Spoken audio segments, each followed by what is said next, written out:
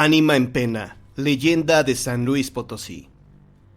Por los comienzos del siglo XVIII se desarrollaron los hechos de esta singular leyenda potosina, que ocurrió en el barrio de Tlaxcalilla, cercano al actual barrio de Tlaxcala, pintoresco lugar por donde se deslizan suavemente las claras aguas del río del Apóstol Santiago. Antes de que se construyera la actual presa de San José, en el siglo pasado, el caudal del río era copioso, bordando sus márgenes flor exuberante que constituía uno de los parajes de espléndido recreo. En ese hermoso poblado vivía una laboriosa familia humilde, compuesta por el matrimonio Miguel Reyes y Petronila Flores, a quienes la gente llamaba simplemente Don Miguel y Doña Petra, una hija que llevaba el nombre de Esperanza, a quien llamaban de cariño Pera, y el joven Gabriel, a quien Doña Petra había recogido con cristiana piedad, quitándolo así de vagar por las calles, mendigando una limosna para sobrevivir. Esperanza era una muchacha de facciones finas, grandes ojos negros, con pestañas que entoldaban sus ojos cuando el sol iluminaba su blanco rostro, ofreciendo una sombra hechizadora. A pesar de que Pera poseía presencia cautivadora, era muy sencilla. De carácter provinciano, como su origen, era en realidad una campesina muy hecha a los quehaceres del hogar, y de modales amables, sin preocuparle para nada su belleza. El joven Gabriel llevaba el nombre del arcángel porque, según el decir de su madre adoptiva, era tan bueno, que bien merecía el nombre del jerarca celestial. Y en efecto, Gabriel siempre observó una conducta intachable. Era bondadoso, trabajador y caritativo, quizá en recuerdo de su primera infancia. Mas he ahí que pasando el tiempo, cuando crecieron, Pera y Gabriel terminaron por enamorarse, cosa muy natural y legítima, que no hubiera tenido mayor trascendencia, si no es por los hechos que voy a referir. La vida de esta familia transcurría sencilla y feliz, mereciendo el aprecio de todos los vecinos. Se dedicaban a hacer pan de maíz para vender, y así pasarla sencillamente pero con cierto desahogo. Mas el tiempo que siempre hace mella en los mortales no dejó de afectar a don Miguel, quien dejó este mundo tras de muchos achaques, quedando la viuda y sus 2 hijos en la orfandad. No obstante, continuaron haciendo pan de maíz que tenía fama de muy sabroso y se vendía como pan caliente. La casa donde vivían era sencilla, pero tenía una cocina muy grande, con un brasero que abarcaba toda la pared, con hornillas de adobe en forma de túneles intercomunicados y cubiertos con ladrillo colado de rojo vivo, originado por la capa de almagre de que estaba hecho. En el fondo del patio estaba el gran horno donde se fabricaba el pan. Este horno, hecho también de adobe con bóveda del mismo material y recubierto en su exterior con argamasa de cal. Había también 2 cuartos espaciosos con piso de tierra y muros de adobe, revocados con cal. El piso de tierra apisonada era duro y brillante. Casi podría decirse que era de otro material. Como ocurre en esa clase de habitaciones rústicas, no faltaban las gallinas, borregos, una que otra cabra, perros y cuando menos un gato, así como unas 4 vacas para la leche necesaria, tanto como sustento de la familia como también para la elaboración del pan de maíz. Circundaba la casa una barda de piedras opuestas y en algunos huecos la sustituían órganos gigantescos que dan flores en forma de capullo, en cuyo interior guardan miel agridulce de sabor delicioso que la gente llama jarritos, porque semejan jarritos de barro llenos de miel. Pero volvamos a los jóvenes enamorados. Alentaban su amor a pesar de los reproches de doña Petra, a quien le parecían amores incestuosos, ya que los consideraba como 2 hermanos, aunque era sabido por propios y extraños que los muchachos no eran hermanos de sangre. Por tal motivo, doña Petra vivía en preocupación constante, así que un buen día se decidió a consultar al cura de la parroquia. Tras de referirle los hechos, el buen cura dijo a doña Petra que nada tenía de malo que los muchachos se quisieran, que ellos debían contar no solo con su consentimiento, sino con su apoyo y protección, y que él estaba dispuesto, llegado el tiempo, a darles la bendición como desposados para que vivieran en paz bajo el amparo de su religión. Sin embargo, lo dicho por el cura no convenció a doña Petra, quien en diversas formas se oponía al noviazgo de sus hijos. Los reprendía constantemente, diciéndoles que vivían en pecado. La paz de esa casa se volvió en continuas riñas entre la madre y sus hijos. Gabriel contaba con 23 años y era un muchacho de buen porte y buenas facciones. Tenía piel apiñonada, pelo castaño, ojos grises, pero se sentía desesperado por aquella rara situación motivada por doña Petra. Empezó a fabricar en su mente la posibilidad de resolver ese penoso caso.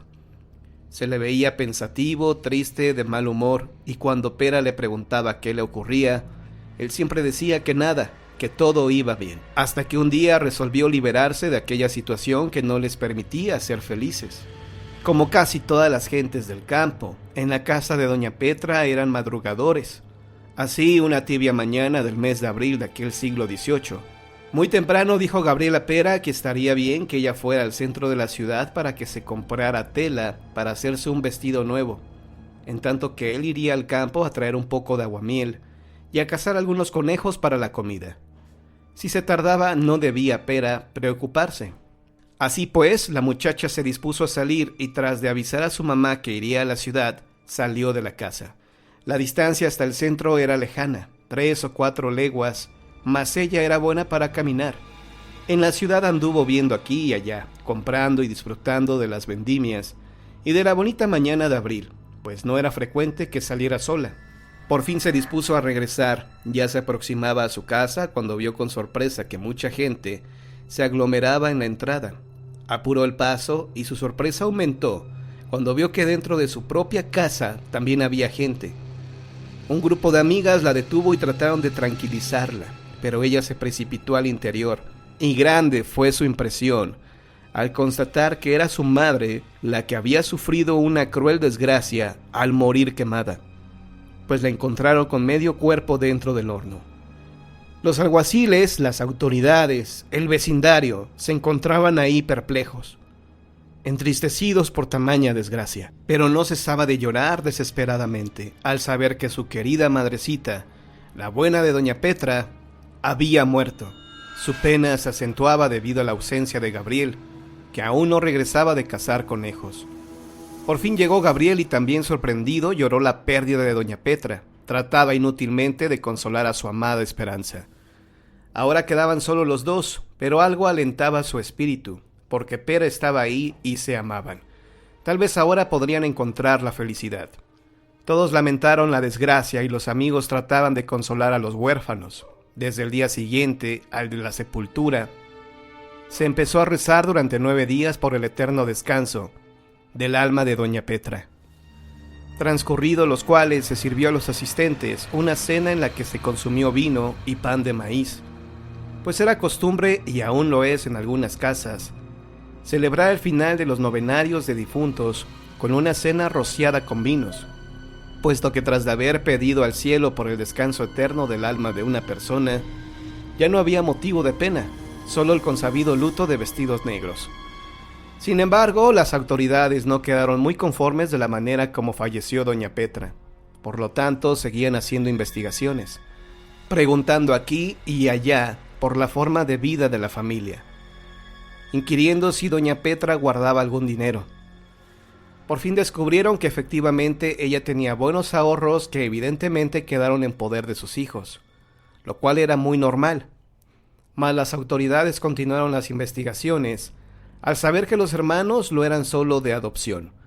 Empezaron a sospechar hasta que un día, tras de interrogar a Gabriel, lo detuvieron, y al ser interrogado con minuciosidad, terminó por confesar que él había asesinado a doña Petra arrojándola al horno, pensando que una vez desaparecida, quien se oponía a sus relaciones con Pera serían felices.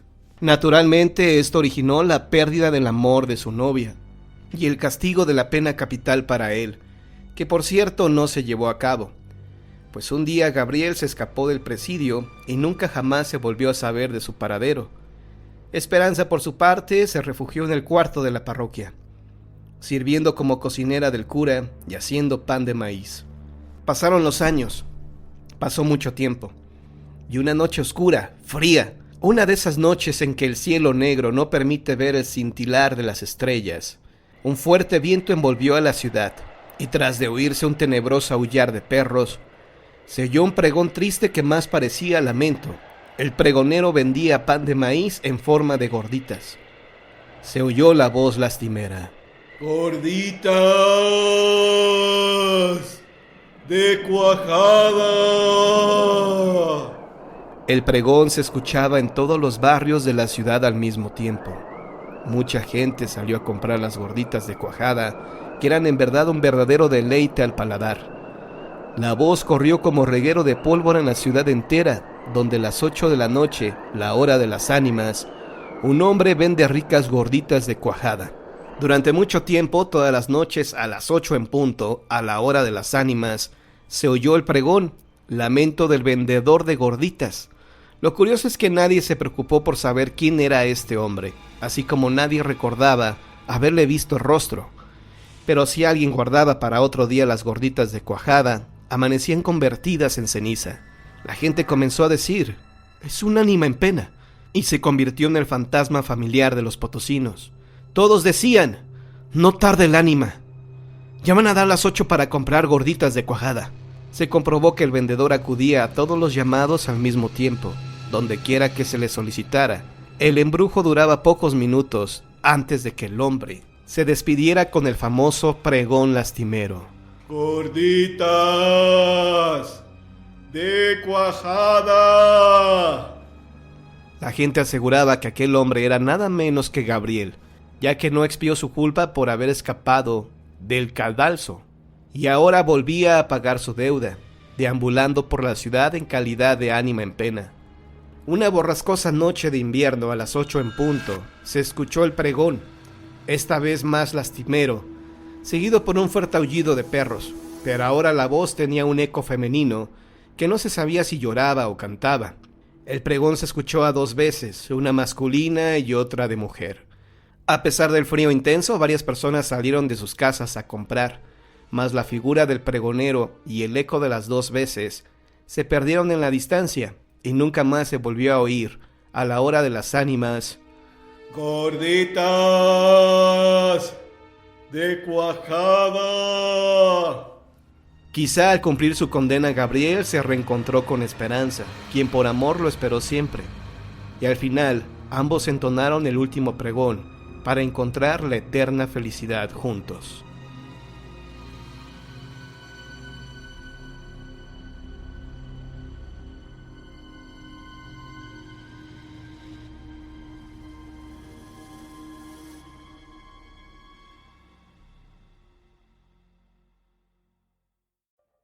La casa de los hermanos malditos. Leyenda colonial. Sucedió en la calle de Mesones. En la actual calle de Mesones aún existe una vieja casona, cuya sola estructura causa pavor a quienes durante la noche pasan frente a ella. En tiempos de la colonia era conocida como la casa de los hermanos malditos. Está ubicada entre las calles de 5 de febrero e Isabel la Católica, y en el año de 1611 fue habitada por Florián Rivadeneira y Lucinda de Zavala. Florián y Lucinda no formaban un matrimonio, más bien era una pareja de borrascosos amantes. Sus desahogos amorosos causaban gran escándalo entre los habitantes de la colonia, quienes continuamente comentaban que la desvergüenza de aquellos amantes llenaba la calle de pecado. Ofendidos en su moral, deseaban que alguien castigara a aquellos 2 seres, para impedir que siguieran con sus descaradas y eufóricas demostraciones de ese mal amor que afrentaban las buenas costumbres de los ciudadanos decentes. Una madrugada, mientras 2 caballeros transitaban por aquella calle, se detuvieron frente a la casa al escuchar los gemidos y procaces gritos de Florián y Lucinda que resonaban, como todas las noches, a través de una ventana, y que de cotidiano eran la ofensa de todas las personas que se preciaban en tener un alto sentido de la moralidad. Ambos caballeros opinaban que ya era tiempo de que la pareja fuera castigada, cuando de pronto a lo lejos miraron que Fray Dorantes, un fraile castísimo y entregado a su devoción, se estaba acercando a ellos para saludarlos, al tiempo que se escuchó una nueva oleada de eufóricas risas. Los caballeros preguntaron al fraile si él no podría hacer algo para que aquellos amantes que vivían amancebados fueran amedrentados por las leyes cristianas. El fraile contestó que nada podía hacerse.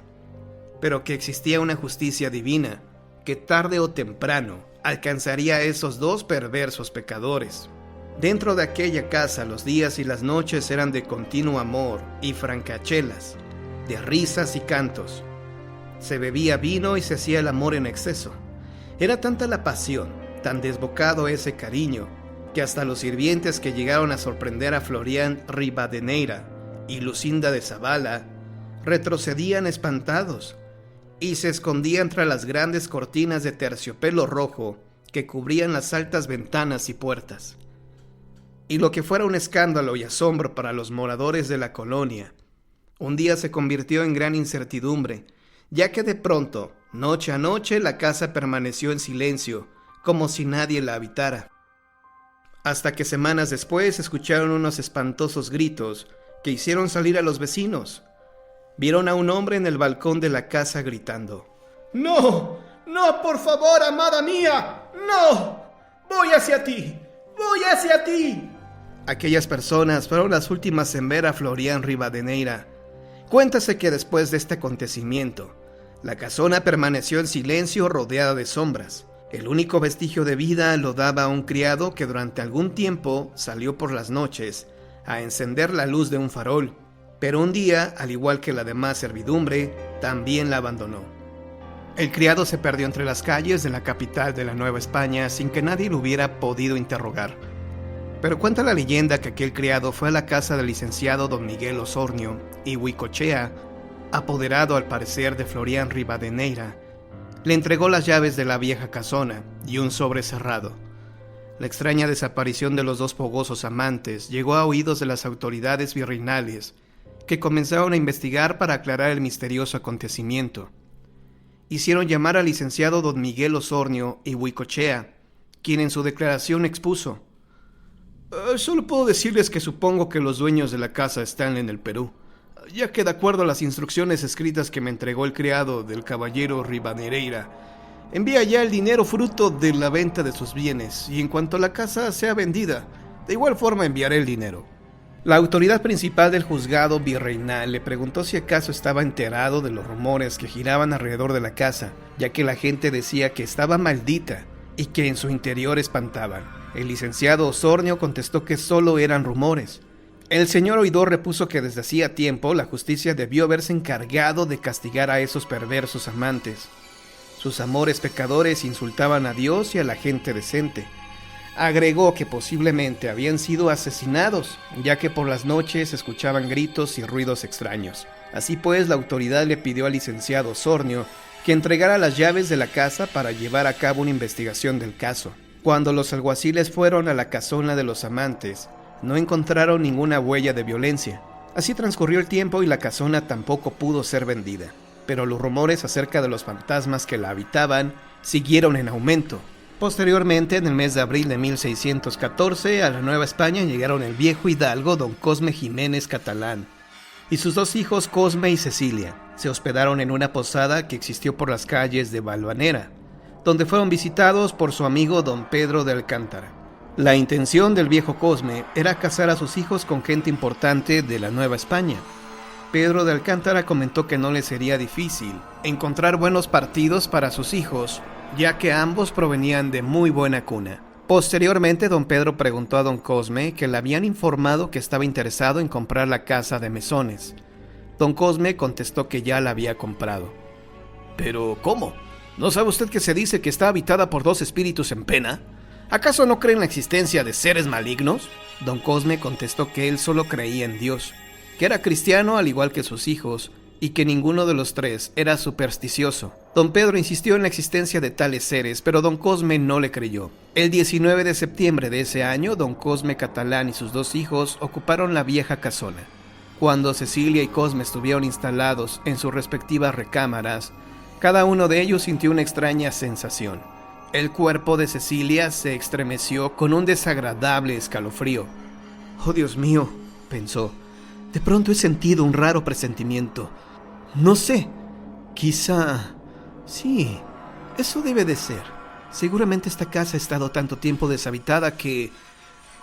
o posiblemente hay corrientes de aire». Por su parte, Cosme también experimentó una sensación a la par de extraña. «Oh Dios, qué frío me ha dado de repente», exclamó. «Qué corriente de aire tan helada se me ha pegado al cuerpo. Ha de ser la humedad guardada en esta habitación durante tantos años». Nadie supo lo que sucedió, pero dice la leyenda que en esos momentos los espíritus errabundos de Florian y Lucinda hicieron contacto con los cuerpos de los dos hermanos.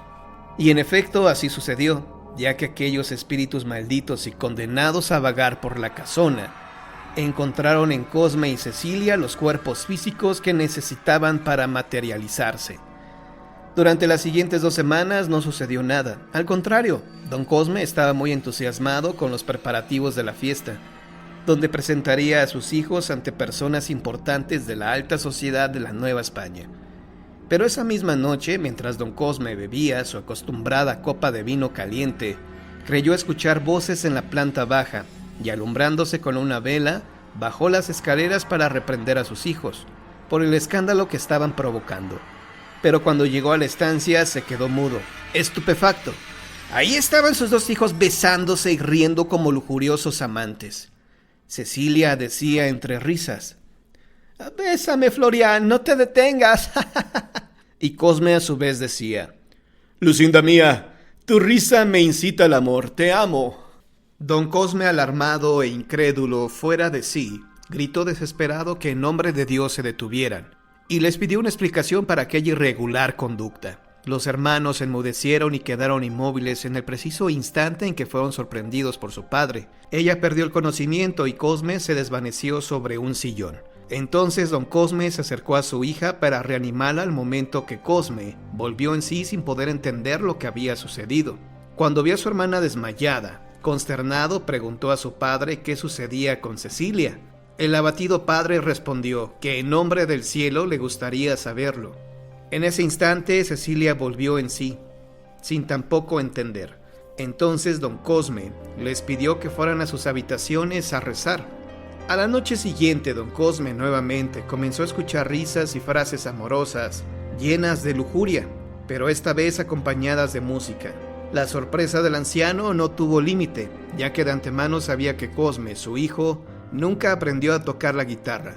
Entonces se dirigió a la estancia y descubrió que sus hijos estaban abrazados incestuosamente al tiempo que decían: «Bésame, Florian».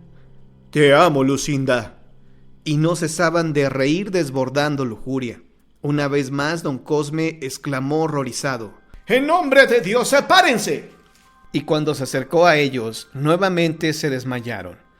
Al despertar no recordaron nada de lo sucedido. Noche tras noche se repetía la misma escena. Los hermanos aprovechaban el sueño de su padre y se dedicaban a experimentar el placer de su incestuoso amor desenfrenado, que los criados también tuvieron la oportunidad de contemplar.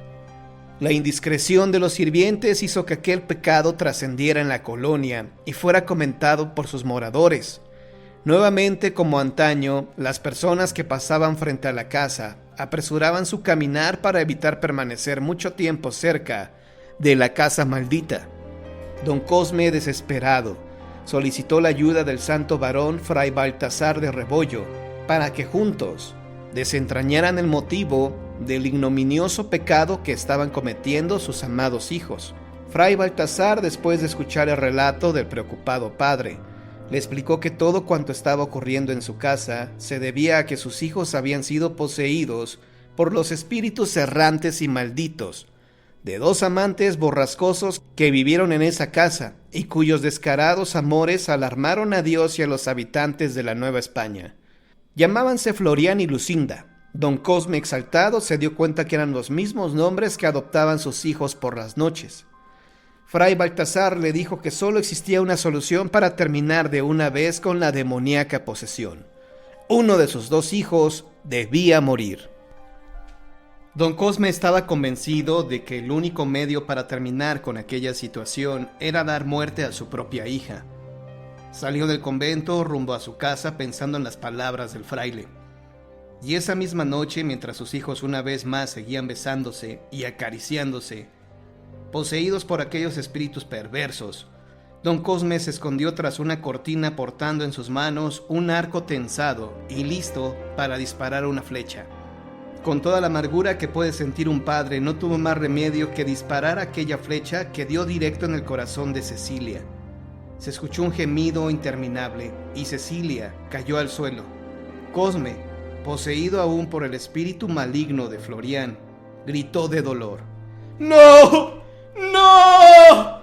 ¡Lucinda mía! ¡No, tú no! Cuenta la leyenda que Cosme alzó en brazos a la muerta y que con la vista perdida en lo infinito buscó la puerta. Bajó a los sótanos de la casona, seguido por don Cosme, fray Rebollo y 2 representantes de la ley que le vieron detenerse en un rincón del sótano con la inerte carga en sus brazos. Dejó a Cecilia sobre las baldosas y exclamó: «Amor mío, aquí reposarás hasta que pueda seguirte para amarnos en la eternidad». En ese momento don Cosme se dirigió a su hijo y lo detuvo para que fray Rebollo hiciera el conjuro que rompería la maldición. «Espíritus del mal, yo los invoco para que se alejen de este lugar». Dicen los documentos del Santo Oficio que el diabólico sortilegio se quebró en 1000 pedazos, al tiempo en que Cosme quedó liberado y vio a su hermana muerta. Don Cosme lo abrazó, intentó consolarlo y le suplicó que por el momento no le pidiera explicaciones. Tan pronto como don Cosme logró sacar a su hijo del sótano, los hombres comenzaron a escarbar en el lugar que fray Rebollo les indicó. Ahí encontraron los cuerpos mortales cuyos espíritus malignos habitaban en la vieja casona. Eran 2 esqueletos estrechamente unidos en un abrazo. Fray Rebollo se hincó ante la fosa e hizo otro conjuro para deshacer el abrazo maldito que los mantuvo juntos por tanto tiempo. Y en nombre de Dios dijo: «Ahora que están separados, sus almas podrán comparecer ante el Supremo Creador para ser juzgados. Amén». En ese momento se escucharon larguísimos y dolientes lamentos. Don Cosme y su hijo abandonaron aquella lóbrega casona y regresaron a España. Nunca se supo quién asesinó a Florian Ribadeneira y a Lucinda de Zavala, ni tampoco quién los sepultó abrazados. ¿Acaso el licenciado Osornio y Huicochea fue quien los privó de la vida? Los documentos de la investigación mencionan que el abogado era la única persona que hubiera podido explicarlo, pero que desgraciadamente desapareció envuelto en el misterio, el cual que no pudo ser resuelto.